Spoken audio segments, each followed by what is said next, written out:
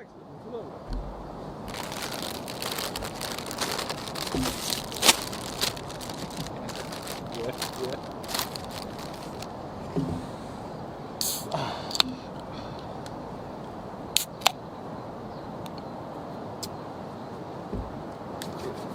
here in this beautiful place by the river to discuss something again. Yeah, because we are the best option to talk about professional drifting drivers. Yeah, and the first video got really nice reviews in the comments. Yeah. So yeah, we decided that we need to record another one. And in this one we want to talk about Adam LZ chances in Drift Masters European Championship.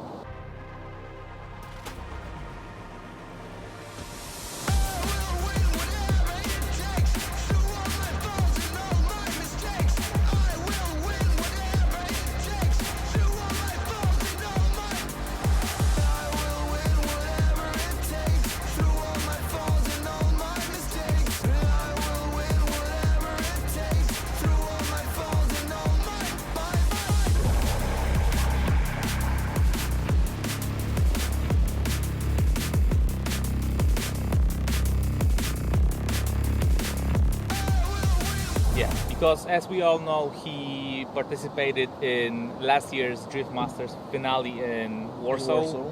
Poland. He was driving a blue S15 with his livery on it, but the car belonged to a Sposób motorsport company, which is a motorsport team from Poland. That S15 had everything because had 2JZ, Yes. white up from the rear, but that was not Adam's car. Yeah, it wasn't his car. The car was top spec and it was prepared for him. He tested it on like abandoned airport. He's lost probably 1 day of testing. And then in his videos he said that he wanted to try the Drift Masters Championship and to take part in a few rounds this year. So he started building an E36. Yeah, the car is finished. It was sent to Europe. I don't know if it arrived or not. And in one of his videos, he said that he is gonna run the full Drift Masters program this year. He's gonna attend every round.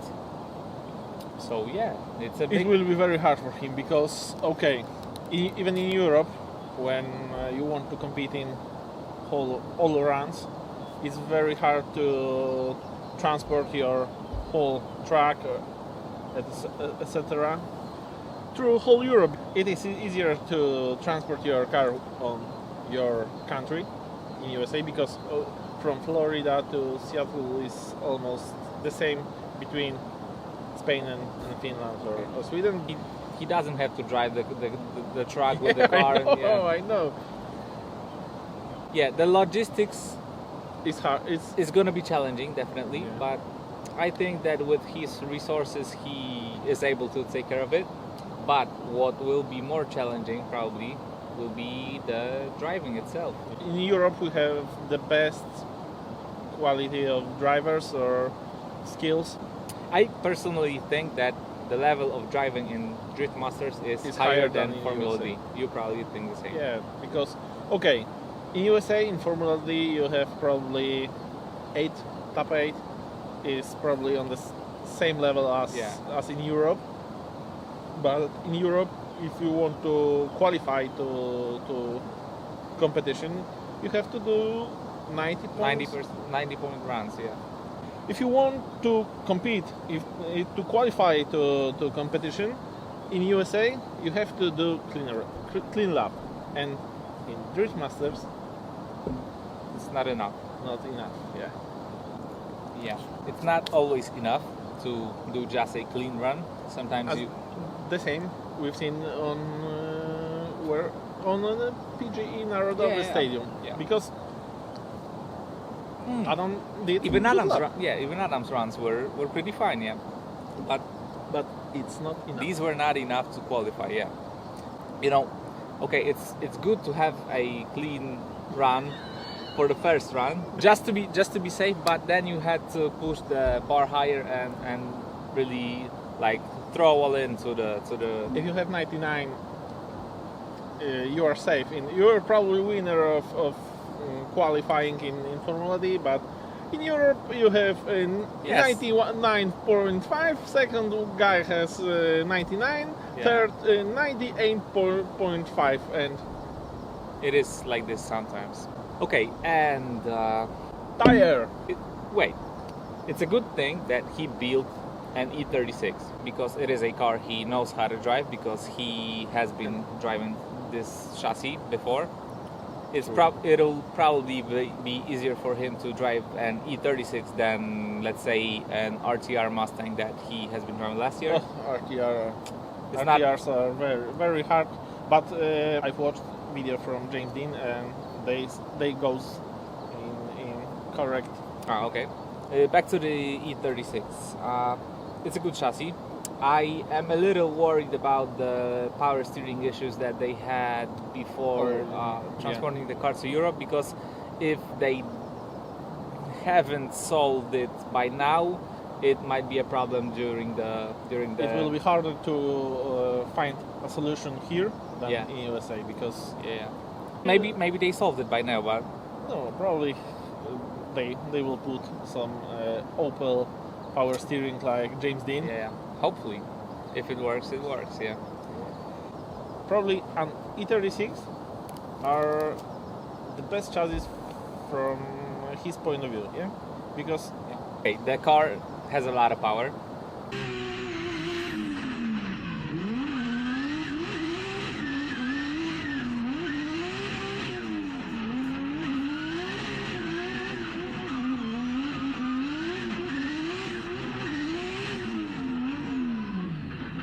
More than enough.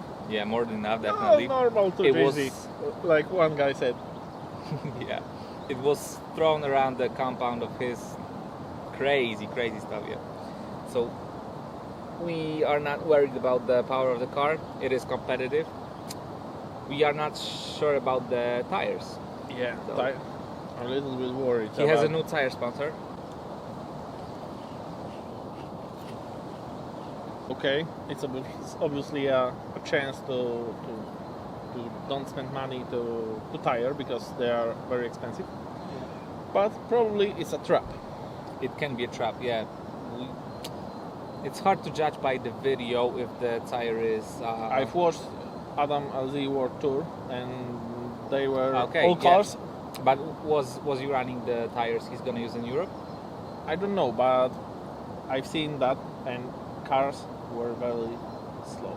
Of course, there are a lot of question marks because we don't know if he used the same tires he's gonna use in Europe. We don't know about the setup of the car.